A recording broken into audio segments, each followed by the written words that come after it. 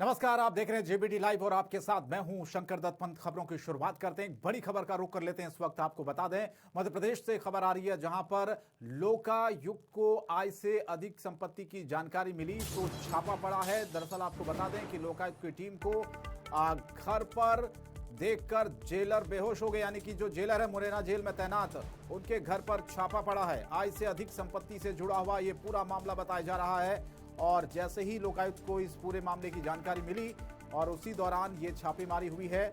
और जब छापेमारी हो रही थी, छापेमारी करने गई टीम को देखकर जेलर बताया जा रहा कि बेहोश हो गए। तो ग्वालियर में जेलर के घर लोकायुक्त का छापा पड़ा है। मुरैना जेल में तैनात हैं जेलर हरिओम शर्मा, जिनके घर पर छापेमारी हुई है और आय से अधिक संपत्ति से जुड़ा हुआ ये पूरा मामला है, जहां पर जांच की गई और क्या कुछ चीजें बरामद हुई, हालांकि ये जानकारी नहीं मिल पाई है। लेकिन फिलहाल जो छापेमारी हुई है वो आय से अधिक संपत्ति से जुड़ा हुआ ये पूरा मामला, शिकायत मिली और उसके बाद ही लोकायुक्त की टीम जेलर के घर पहुंची और छापा मारा। आगे बढ़ते हैं, कुछ और खबरें आपको दिखाते हैं। नर्मदा जयंती के पावन पर्व पर नरसिंहपुर जिले में जगह जगह मां नर्मदा की चुनरी यात्रा निकाली जा रही है। नरसिंहपुर जिले के तेंदुखेड़ा तहसील के अंतर्गत नगर परिषद तेंदुखेड़ा, रमपुरा, खमरिया, कठोतिया, औपसागर क्षेत्र से बड़ी संख्या में महिला और पुरुष मां नर्मदा की विशाल चुनरी यात्रा में शामिल होते हैं। नर्मदा भक्तों का जनसैलाब यात्रा में आकर्षण का केंद्र बना हुआ है। चुनरी यात्रा में महिलाओं, युवाओं, बुजुर्गों की भारी भीड़ देखी गई और भारी पुलिस बल की इस दौरान तैनाती भी की गई थी। खबर उज्जैन से है। उज्जैन में शनिवार को देश भर सोशल मीडिया वॉलंटियर्स का महाकुंभ का आयोजन किया जा रहा है। राष्ट्रीयता के भाव को लेकर 2 दिवसीय आयोजन, देश भर के चयनित 250 से ज्यादा सोशल मीडिया वॉलंटियर्स इसमें भाग लेने पहुंचे हैं। विक्रम कीर्ति मंदिर में सोशल मीडिया वॉलंटियर्स कॉन्क्लेव कार्यक्रम के उद्घाटन सत्र में मुख्यमंत्री शिवराज सिंह चौहान, बीजेपी प्रदेश प्रभारी, प्रदेश अध्यक्ष विष्णुदत्त शर्मा और उच्च शिक्षा मंत्री डॉक्टर मोहन यादव मौजूद रहे। इस सोशल मीडिया कॉन्क्लेव का मुख्य उद्देश्य राष्ट्रीयता के भाव को सोशल मीडिया विशेषज्ञों द्वारा देश के युवाओं तक पहुंचाने का है। 2 दिन का यह आयोजन, जिसका समापन 29 जनवरी को होगा। तो सोशल मीडिया वॉलंटियर्स महाकुंभ का शुभारंभ करने के बाद मुख्यमंत्री शिवराज सिंह चौहान सीधे महाकाल मंदिर पहुंचे। उन्होंने गर्भगृह के बाहर से बाबा महाकाल के दर्शन किए। इसके बाद मुख्यमंत्री नंदी हॉल में बैठकर ध्यान लगाने लगे। इस दौरान सीएम शिवराज बाबा महाकाल की भक्ति में लीन दिखाई दिए, पूजा अर्चना की, ध्यान किया और प्रदेश की सुख समृद्धि की कामना की। डिंडौरी के बिछिया चौकी ग्राम बरबसपुर में विवाद हुआ, जिसमें एक शख्स की हत्या कर दी गई। थाना शहपुरा में यह मामला दर्ज हुआ, जांच शुरू की गई। पुलिस ने कार्रवाई करते हुए इस पूरे मामले में एक शख्स को गिरफ्तार कर जेल भेज दिया है। तो फिलहाल उससे पूछताछ की जाएगी। मामूली सी बात थी और उसी मामूली सी बात को लेकर बवाल हत्या तक पहुंच गया। तो डिंडौरी में पुलिस ने उस शख्स की गिरफ्तारी कर ली है, उसको जेल भेज दिया है। हालांकि मामूली सी बात को लेकर बताया जा रहा है कि ये विवाद हुआ, जिसके बाद मामला हत्या तक पहुंच गया और पुलिस को इस पूरे मामले की जानकारी मिलने के बाद पुलिस ने कार्रवाई की, उस शख्स को गिरफ्तार किया। तो गिरफ्तार करने के बाद पुलिस अब आगे की कार्रवाई में जुट चुकी है। तो डिंडौरी में हत्या का ये पूरा मामला सामने आया है। फिलहाल पुलिस ने हत्या के आरोप में एक शख्स की गिरफ्तारी की है और उसको जेल भेज दिया है। अब पूरे मामले की जांच शुरू की गई है। तो हालांकि बताया जा रहा है कि छोटी सी बात को लेकर कहासुनी शुरू हुई और उसके बाद विवाद बढ़ा। विवाद बढ़ने के बाद हत्या तक ये मामला पहुंच गया।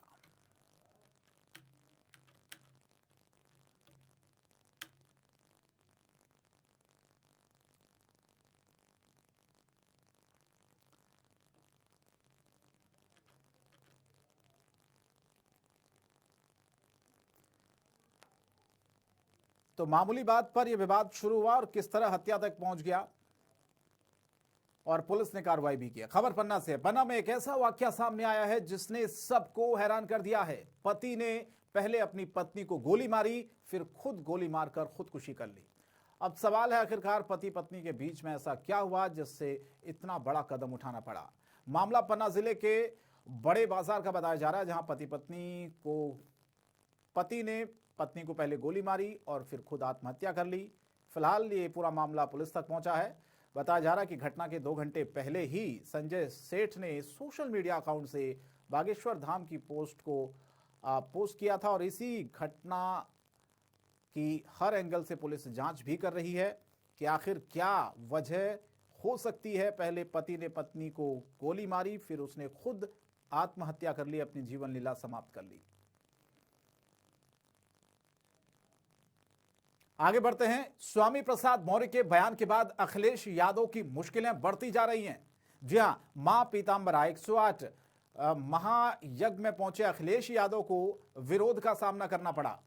हिंदू महासभा और बीजेपी के कार्यकर्ताओं ने अखिलेश यादव मुर्दाबाद के नारे तक लगा दिए, बल्कि अखिलेश यादव को काले झंडे भी दिखाए गए।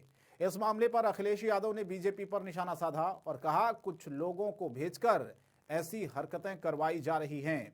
तो स्वामी प्रसाद मौर्य के बयान के बाद बवाल थम नहीं रहा है, मुश्किलें बढ़ती जा रही हैं अखिलेश यादव की भी। रामचरितमानस पर विवादित बयान देने वाले स्वामी प्रसाद मौर्य की मुश्किलें अब बढ़ती नजर आ रही हैं, बल्कि मामले को लेकर अखिलेश यादव भी अब एक्टिव मोड में नजर आ रहे हैं। बाकायदा अखिलेश यादव ने स्वामी प्रसाद मौर्य को तलब किया है, बल्कि स्वामी प्रसाद मौर्य ने सपा कार्यालय पहुंचकर अखिलेश यादव से मुलाकात की। मुलाकात करने के बाद स्वामी प्रसाद मौर्य ने कुछ भी बोलने से इनकार कर दिया। जब उनसे सवाल पूछा गया इस मुलाकात के पीछे का, तो जाहिर है जो विवाद रामचरितमानस को लेकर दिया गया, उसके बाद मुश्किलें बढ़ी हैं और अब डर है कहीं ना कहीं समाजवादी पार्टी को कि यह बयान आने वाले दिनों में उनके लिए मुश्किलें खड़ी ना कर दे। और विश्व हिंदू परिषद के अध्यक्ष प्रवीण तोगड़िया 2 दिन दौरे पर अमेठी पहुंचे, जहां वीप के कार्यकर्ताओं ने उनका जोरदार स्वागत किया। इस दौरान प्रवीण तोगड़िया ने कंजाम हनुमान गढ़ी पहुंचकर हनुमान जी के दर्शन किए। प्रवीण तोगड़िया ने अयोध्या में बन रहे राम मंदिर को लेकर खुशी जाहिर की। साथ ही उन्होंने कहा कि राम मंदिर बनने के बाद काशी और मथुरा का भी भव्य मंदिर बनना चाहिए। उन्होंने ये भी कहा कि कुछ लोग ऐसे हैं जो हिंदुओं को दबाने की कोशिश कर रहे हैं।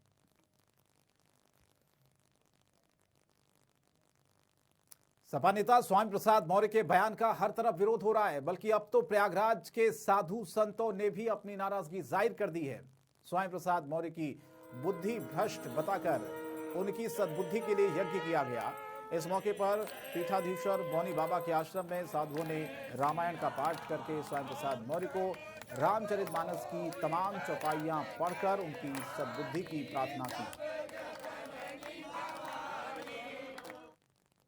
यूपी के कैराना में 4 साल पहले झिंझाना में बिजली विभाग के एसडीओ पर जानलेवा हमला करने और सरकारी काम में बाधा डालने के मामले में सपा विधायक नाइद हसन कोर्ट ने दोषमुक्त करार दिया है। विशेष एमपी एमएलए कोर्ट ने सबूतों के अभाव में अपना निर्णय सुनाया है। दरअसल आपको बता दें कि 11 जुलाई 2019 को झिंझाना थाने पर विद्युत विभाग के तत्कालीन एसडीओ नाजिम अहमद ने अज्ञात आरोपियों पर जानलेवा हमला करने और सरकारी काम में बाधा डालने के आरोप में मुकदमा दर्ज कराया था। और उस दौरान एसडीओ ने आरोप लगाया था कि वो अपनी गाड़ी से सिकंदरपुर बिजली घर के लिए जा रहे थे। तभी रास्ते में ही एक गाड़ी ने उनकी गाड़ी को ओवरटेक करते हुए रोक लिया और उसमें सवार 4 लोगों ने उनके सिर में लाठी डंडों से हमला कर दिया। प्रयागराज के माघ मेला क्षेत्र में भारद्वाज आश्रम के टेंट में अचानक आग लग गई। आग लगने से मौके पर अफरा तफरी का माहौल हो गया, बल्कि आग की चपेट में आकर 5 लोग झुलस गए, जिन्हें स्वरूप रानी मेडिकल कॉलेज में भर्ती कराया गया। घटनास्थल पर मौजूद लोगों का यह कहना है कि आश्रम में भंडारे का आयोजन किया गया था। उसी दौरान गैस सिलेंडर में लीकेज होने से आग लगी और धीरे धीरे पूरे पंडाल को अपनी आगोश में ले लिया। और यूपी के मऊ में पुलिस अधीक्षक ने कोतवाली और सीओ ऑफिस का निरीक्षण किया। इस दौरान पुलिस अधीक्षक ने जर्जर भवन और नवनिर्माण को लेकर कई तरह के दिशा निर्देश भी दिए। इसके अलावा पुलिस अधीक्षक ने पुलिस ऑफिस और नगर क्षेत्राधिकारी के ऑफिस की व्यवस्था का भी जायजा लिया। दरअसल बता दें कि पुलिस बिल्डिंग और मालखाने के नवनिर्माण के लिए फंड रिलीज किया गया है, जिसके चलते ये काम कराए जा रहे हैं। खबर सुल्तानपुर से है। सुल्तानपुर में पुलिस भले ही कानून व्यवस्था को चुस्त दुरुस्त करने के दावे करे, लेकिन हकीकत में ये दावे पूरी तरह खोखले नजर आते हैं। आम लोगों को तो छोड़िए, यहां खास भी सुरक्षित नहीं है। दरअसल चोरों ने एक अखबार के पत्रकार के घर को ही निशाना बना डाला, बल्कि नकदी और जेवरात के साथ चोर घर में रखे बर्तन भी अपने साथ ले गए। वहीं पुलिस अब जल्द ही मामले का खुलासा करने का दावा कर रही है।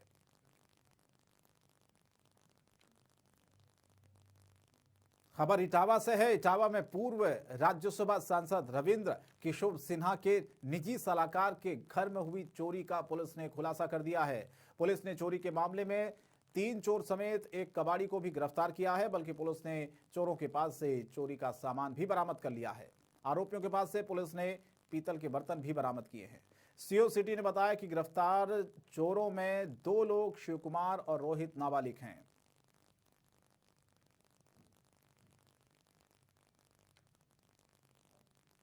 तो चोरी का खुलासा किया है पुलिस ने। इटावा में 3 चोर समेत एक कबाड़ी जिसको गिरफ्तार किया गया है। और यूपी के हरदोई में संदिग्ध परिस्थितियों में एक महिला की मौत हुई है।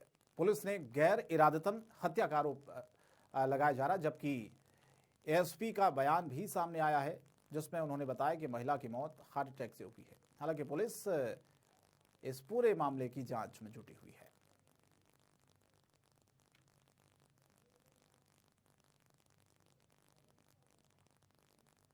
और यूपी के महाराजगंज में पुलिस ने एक पिकअप से गौमांस बरामद किया है। इस दौरान पशु तस्कर वाहन छोड़कर मौके से फरार हो गए।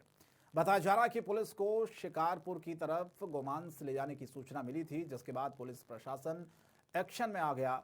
बल्कि पुलिस ने नौरगिया चौराहे पर कांटा लगा दिया, जिससे वाहन के टायर पंचर हो गए।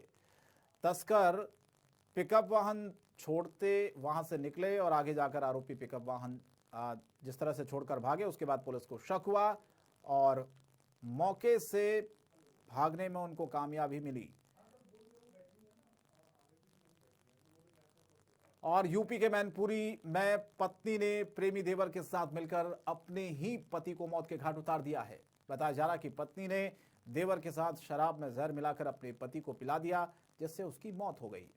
इसके बाद ईंट से कुचलकर पहचान छिपाने की कोशिश की गई और तो और वारदात को अंजाम देने के बाद शव को खेत में फेंक दिया गया था। फिलहाल पुलिस ने मामले का खुलासा कर आरोपी पत्नी और देवर को गिरफ्तार कर लिया है।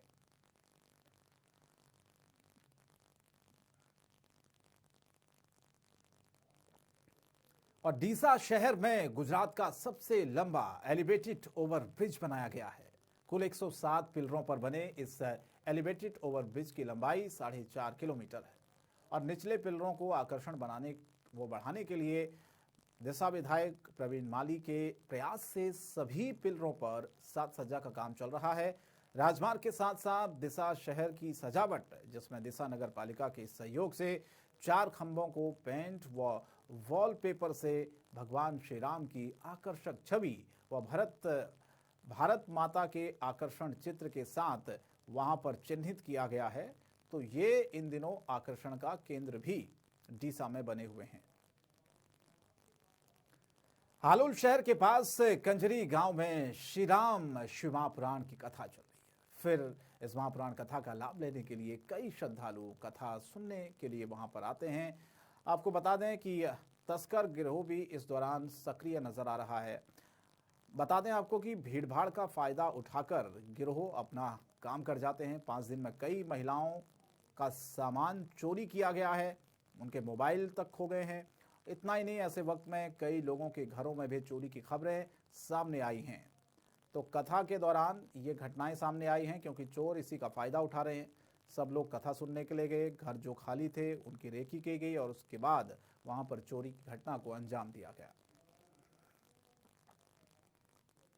और जिले में बेमौसम बारिश होते ही दुनिया चिंतित हो गई है। जिले में कुछ जगहों पर भारी बारिश हुई, जिससे खेतों में खड़ी फसल के खराब होने की आशंका बढ़ी है। लोग चिंतित हैं। दूसरी ओर पशुपालक भी परेशान हो गए हैं क्योंकि बेमौसम बारिश से चारे के नुकसान की आशंका है। लिहाजा मौसम विभाग ने जिले में 28 जनवरी से 31 जनवरी तक कुल 4 दिन बारिश की संभावना जताई है।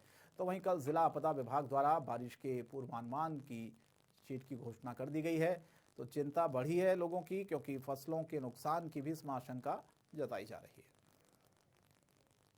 और एसटी बस धुसुरा तालुक में बड़गाम के पास पंचकोड़ा के पास अहमदाबाद की ओर जा रही गाड़ी तभी गलत साइड से आ रहे एक युवक डंपर एसटी बस से टकरा गया। हादसे के कारण क्या रहे इसकी जानकारी नहीं मिल पाई है, लेकिन आपको बता दें कि एक इको कार को भी एसटी बस चालक ने ब्रेक लगाने पर टक्कर मार दी।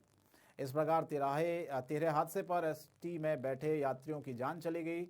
दोनों तरफ से हादसे का शिकार हुए एसटी में सवार यात्री आपस में टकरा गए और 13 लोगों को मामूली चोट आई है। सभी घायलों को उपचार के लिए 108 के माध्यम से अस्पताल में भर्ती कराया गया है।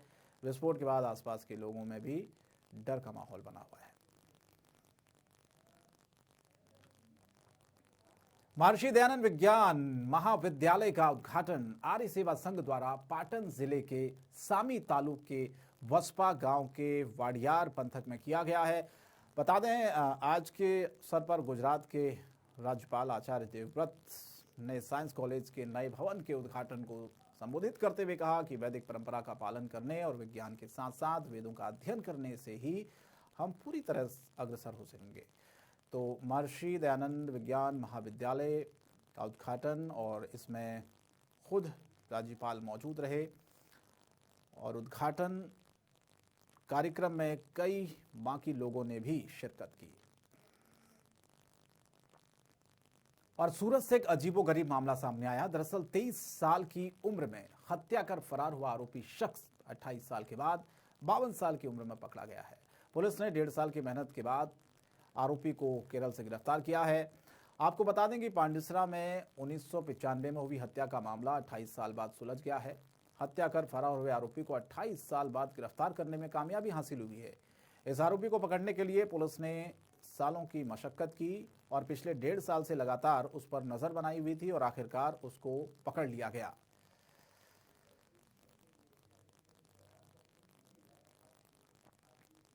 और फिरोज अंसारी नाम के युवक की हत्या सूरत के डिंडोली थाना क्षेत्र के भेस्तान आवास में हुई है।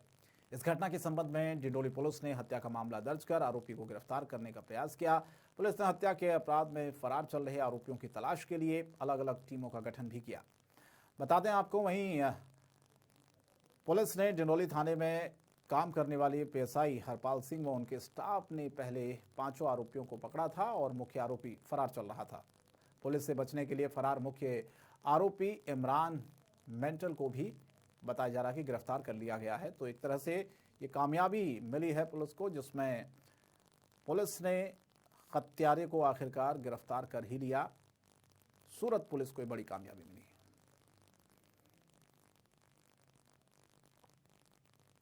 और फिलहाल इस बुलेटिन में इतना ही। जेबीटी लाइव पर खबरें जारी रहेंगी। नमस्कार।